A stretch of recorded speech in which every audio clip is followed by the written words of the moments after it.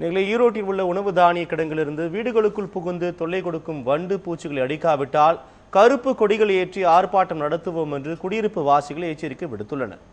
ஈரோட்டை அடுத்த மூலப்பாளையத்தில் கடந்த 35 ஆண்டுகளுக்கும் மேலாக மத்திய சேமிப்பு கிடங்கு செயல்பட்டு வருகிறது. இங்கு உற்பத்தியாகும் வண்டுகள் பூச்சிகள் அருகில் உள்ள குடியிருப்புகளுக்கும் புகுந்து தொல்லை கொடுப்பதாகவும் இதனால் பல்வேறு தோல் பிரச்சனைகள் ஏற்படுவதாகவும் அப்பகுதி மக்கள் மாவட்ட ஆட்சியரிடம் மனு ஒன்றை அளித்துள்ளனர்.